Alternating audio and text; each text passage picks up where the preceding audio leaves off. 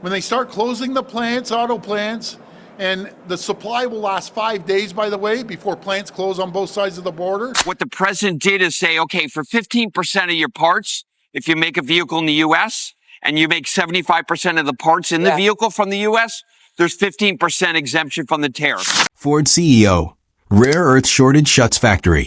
Trump tariffs slash $1.5 billion profit.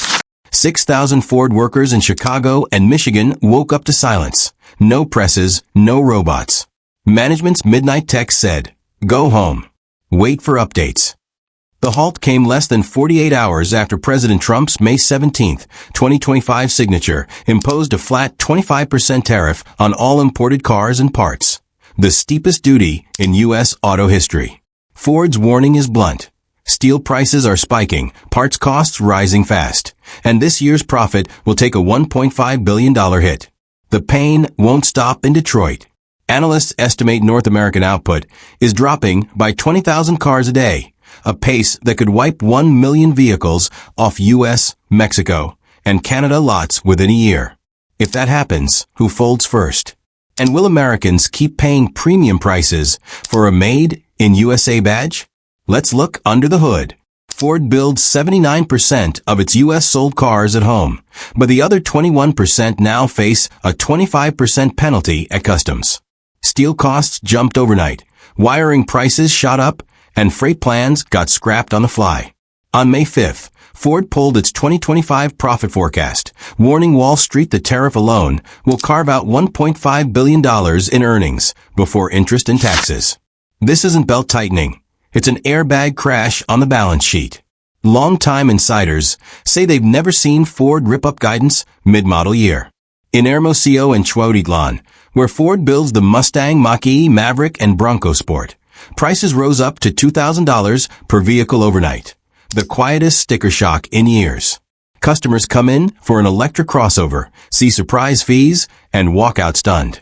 Suppliers down the chain face a brutal choice. Eat the cost and sink, or pass it on and kill orders. Mexican parts makers fear canceled contracts. Canada's stamping plants brace for shutdowns. U.S. seat cover shops eye layoffs as backlogs pile up.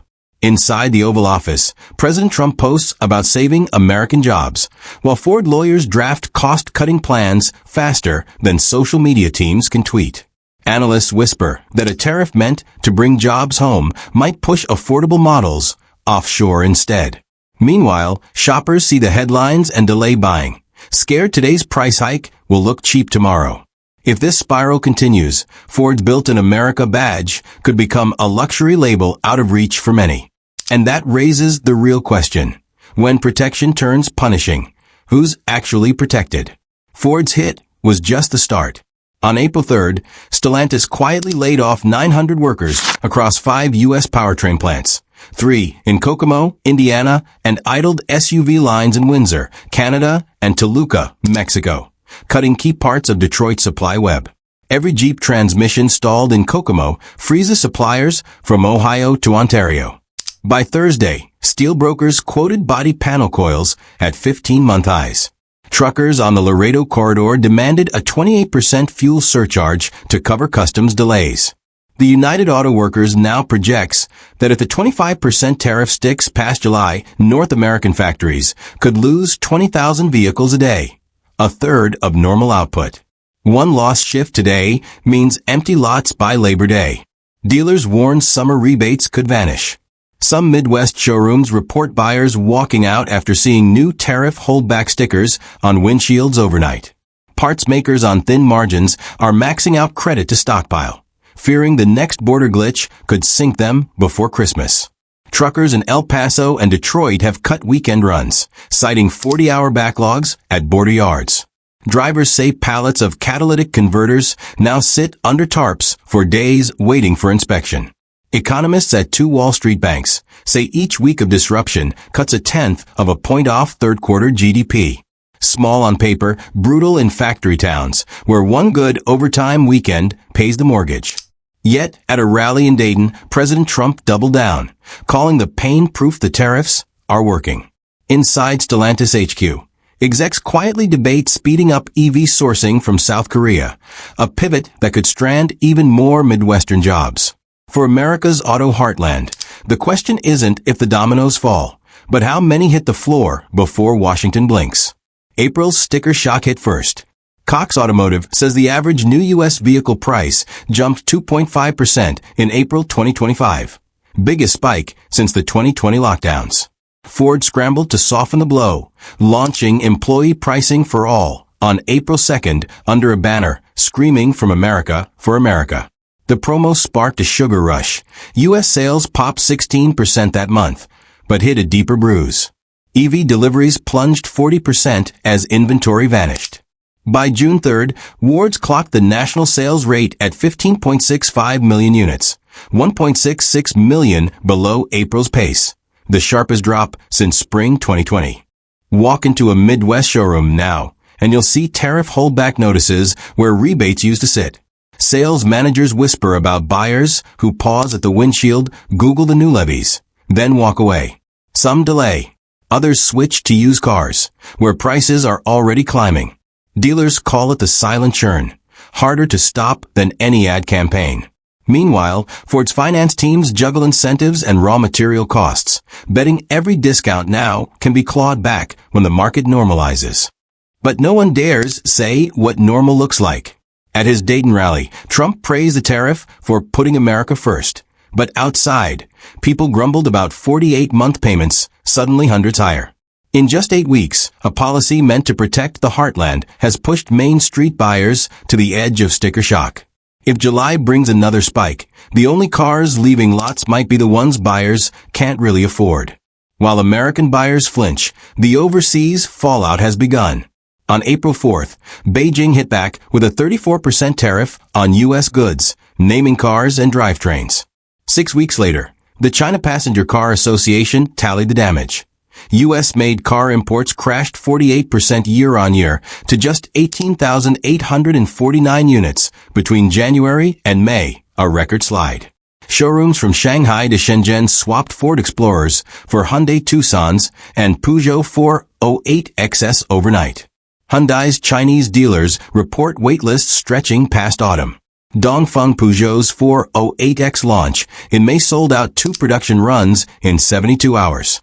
Detroit watches in dread. Every lost export ricochets back into the tariff math at home. Anderson Economic Group warns the combined U.S.-China tariffs will tack on $2,000 to $12,000 per new car, depending on where it's built and what hides under the hood. That's on top of domestic steel and aluminum premiums. Chinese influencers jump in, filming price checks, showing a Korean crossover beating a U.S. import by the cost of an iPhone Pro. Mexican rail yards fill up with unsold Lincoln Aviators that can't clear Shanghai customs. Even brands outside the embargo feel the chill. Jeep dealers in Guangzhou cut ad budgets after foot traffic dropped a third in May. Wall Street now bakes in a spiral. Fewer exports, less scale, higher unit costs, steeper prices, weaker demand. Trump says China blink first. But shipping trackers say otherwise. Empty decks steaming back across the Pacific.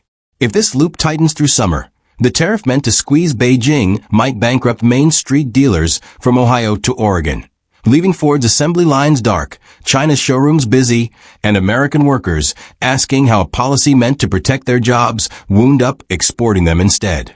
The supply lines feeding Ford's idle plants are snapping too. At the port of Long Beach, officials logged 60 canceled sailings worth 150,000 containers and warned imports could plunge 30% for May alone. CEO Mario Cordero says the numbers may top the cancellations during COVID. A flashback no dock worker wanted. Every missing container starves plants of sheet metal and chips, pushing lead times out 6 weeks and counting. Hyundai already warned U.S. dealers it might tack on $3,000 per vehicle to recoup the tariff hit. Cox Automotive says anything built across the border could pay double that. Ford's production lines are silent, but the political engine keeps revving. A flat 25% tariff sold as America First is burning through payrolls, inflating stickers, and chipping away at Detroit's crown. Each day the duty stays, more suppliers jump the border, and new deals bloom in Monterey and Seoul. Keep the levy past Q1 2026, and experts warn the three-nation supply chain could snap back together somewhere far south of the Great Lakes, leaving rusting press halls in the Midwest and bigger import bills for Main Street. The White House still frames the pain as proof of strength, daring the auto sector to outlast the policy. So what happens first, Washington blinking, or America's car badge stalling for good? This was just the beginning. Hit that subscribe button and buckle up. Digital Garage has so much more in store.